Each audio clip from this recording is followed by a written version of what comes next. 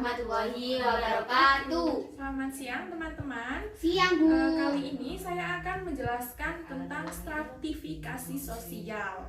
Nah, apa sih stratifikasi sosial itu? Mari kita lihat menggunakan media video yang akan saya tayangkan berikut. Secara garis besar, stratifikasi sosial merupakan suatu perbedaan dalam masyarakat di mana di dalamnya terdapat tingkatan. Lantas, apa ya kira-kira bentuk dari stratifikasi sosial? Secara umum, terdapat 3 bentuk stratifikasi sosial, yaitu sistem kasta, sistem kelas, dan sistem meritokrasi. Mari kita bahas satu-satu dimulai dari sistem kasta. Sistem kasta merupakan suatu kondisi di mana seseorang berada pada status sosial tertentu yang didasarkan karena garis menganut sistem kasta. Contohnya yaitu sistem kasta pada masyarakat Bali yang terbagi ke dalam 4 golongan. Yang pertama merupakan golongan Brahmana, yang kedua Ksatria, yang ketiga Waisya, dan yang terakhir adalah Sudra. Sistem kasta pada masyarakat Bali dapat dikatakan sebagai sistem sertifikasi tertutup. Artinya, tidak sembarangan orang dapat berpindah kasta. Jika individu tersebut terlahir dari golongan Waisya, maka kelak individu itu akan tetap berada pada golongan Waisya, tidak dapat pindah ke dalam golongan Brahmana ataupun ke dalam golongan Sudra.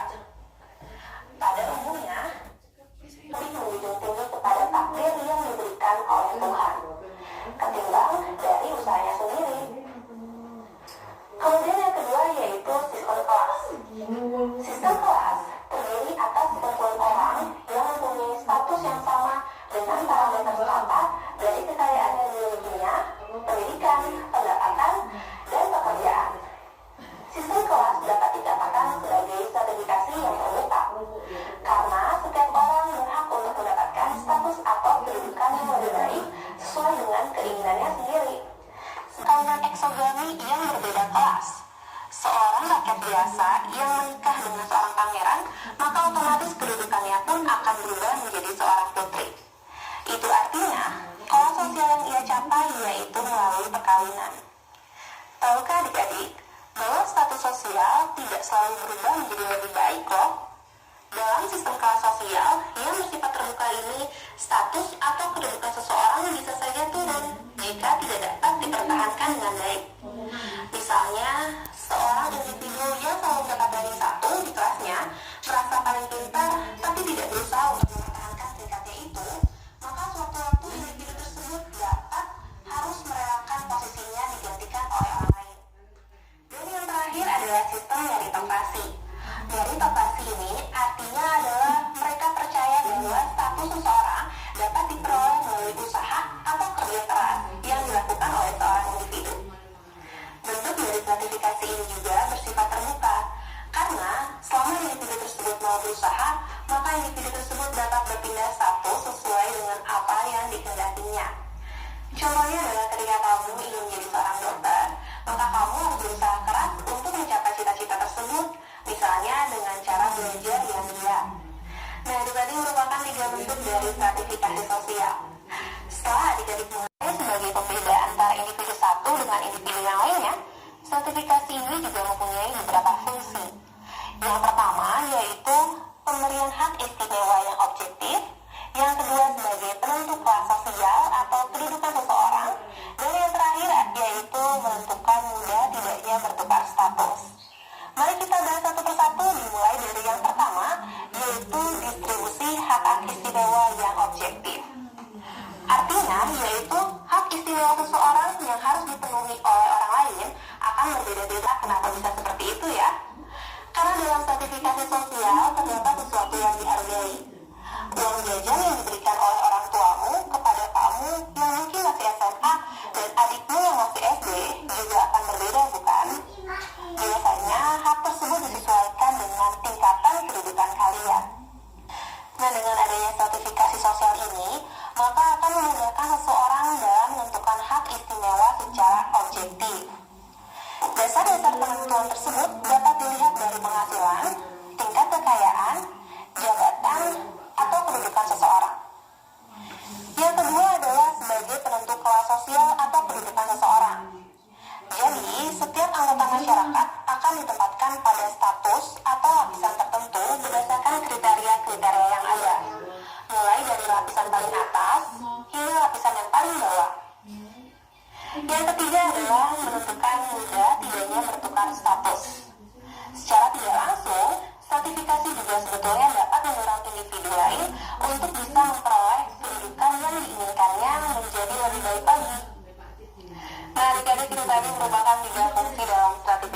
sosial.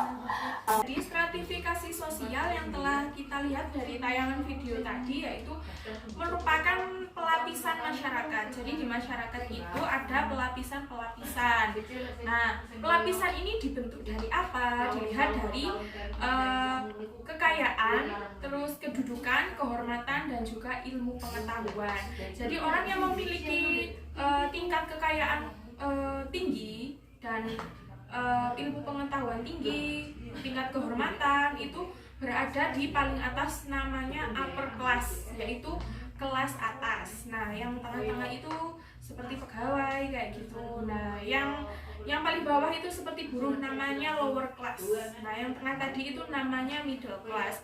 Jadi stratifikasi sosial tadi itu terbentuk dari 4, yaitu tingkat kekayaan, kehormatan, kedudukan, dan juga ilmu pengetahuan.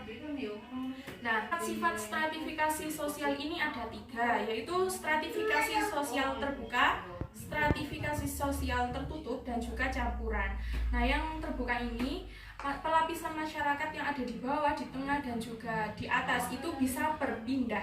Jadi itu misalkan ada nih seorang anak becak, tukang becak ini mempunyai anak dan anaknya ini dikuliahkan gitu ya, anaknya juga belajar dengan giat sehingga bisa mengangkat derajat orang tuanya gitu.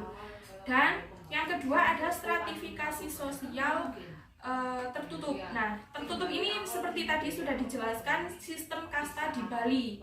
Nah, sistem kasta di Bali itu bersifat tertutup, jadi tidak bisa berpindah. Yang kastanya Brahma tidak bisa anjlok, berpindah ke kasta sudra. Iya, ke kasta sudra gitu ya, seperti itu. Nah, yang campuran itu dari warga Bali kan menggunakan sistem kasta. Nah, warga Bali ini berpindah ke suatu tempat yang tidak mengenal sistem kasta. Itu di dalam masyarakat tersebut, jadi mereka tidak tahu kalau dia itu statusnya, kalau di kastanya itu dia tinggi gitu, jadi tidak menggunakan sistem kasta. Nah, itu berarti campuran gitu. Dari sini ada yang ingin ditanyakan teman-teman? Ada, Bu. Ya, silakan. Nah, di sini saya akan bertanya, yaitu apa saja dampak yang terjadi pada masyarakat akibat adanya atau timbulnya stratifikasi masyarakat. Seperti itu, Bu. Oh ya, terima kasih atas pertanyaannya. Jadi jawabannya yaitu timbulnya ketimpangan sosial di dalam masyarakat. Jadi adanya perlakuan yang berbeda kepada masyarakat yang berada di lapisan atas dengan masyarakat yang berada di lapisan bawah. Seperti kayak pelayanan kesehatan itu pasti ada yang berbeda. Kayak misalkan anak presiden itu pasti kan kalau kemana-mana dikawal gitu ya. Kalau kita mah nggak ada, kan kita rakyat sipil, kita berada di lapisan bawah dan juga lapisan tengah. Gitu. Jadi itu kayak menumbuhkan ketimpangan sosial, ketidaksamarataan gitu ya, dan juga akan menimbulkan kecemburuan sosial gitu. Jadi dibeda-bedakan seperti itu. Iya, kan sudah ada jelas itu tadi perbedaan lapisan sosial gitu. Bagaimana?